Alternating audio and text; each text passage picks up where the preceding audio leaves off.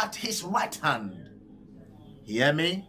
When he's separating the sheep from the goat, he makes the sheep, which are his children, to stand at his right hand, and he makes the goat to stand at his left hand. Listen, listen, listen, listen. The two hands are used for either blessing or curses. One is used to release blessings. One is used to release all curses.